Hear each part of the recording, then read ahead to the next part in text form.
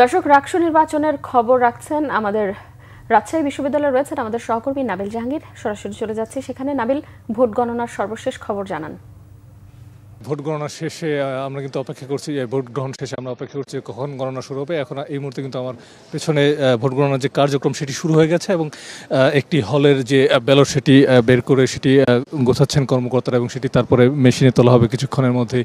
এর আগে আমরা দেখেছি যে ভোট গণনা নিয়ে এখানকার যারা নির্বাচন কমিশনার রয়েছেন তারা কিন্তু একটি মক টেস্ট আয়োজন করেছেন এবং সেখানে যারা প্রার্থীদের প্রতিনিধিরা উপস্থিত ছিলেন তাদের সামনেই কিন্তু এই এক মক টেস্টের মাধ্যমে দেখা হয়েছে যে মেশিনগুলো আসলে সঠিকভাবেই কাজ করছে এবং এই মুহূর্তে এখানে ভোট গণনার যে কার্যক্রম সেটি চলছে এবং এখানে কিন্তু নির্বাচন কমিশনের প্রতিনিধি ছাড়াও যারা প্রার্থী রয়েছেন তাদের প্রতিনিধিরা রয়েছেন, মিডিয়া কর্মীরা রয়েছেন, এছাড়াও যে বিশেষজ্ঞ দল তারাও কিন্তু এখানে আছেন এবং নির্বাচন কমিশনের সাথে আমরা কথা বলেছি। নির্বাচন কমিশন আমাদেরকে যেটি জানিয়েছেন সর্বোচ্চ 17 ঘন্টার মধ্যেই কিন্তু এই যে নির্বাচনের ফলাফল সেটি তারা ঘোষণা করবেন, এমনটাই তারা প্রত্যাশা করছেন। আপনি জানেন যে সারাদিন নির্বাচনকে ঘিরে কিন্তু বেশ কয়েকটি অভিযোগ ছিল, সেই বিষয়ে আমরা কমিশনের কাছে জানতে চেয়েছিলাম। তারা যেটি বলেছেন যে 2-1টি বিচ্ছিন্ন ঘটনা আসলে সমগ্র যে ভোটের ফলাফল তাতে আসলে খুব একটা প্রভাব ফেলবে না। আমরা দেখেছি যে 7টা 40 মিনিটের পরে কিন্তু এই ভোট গণনার যে কার্যক্রম সেটি শুরু হয়েছে এবং শেষ হতে হতে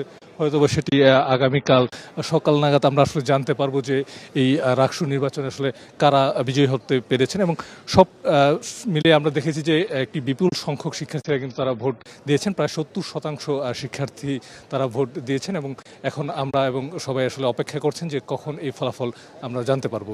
কনক। নাবিল, আপনাকে ধন্যবাদ।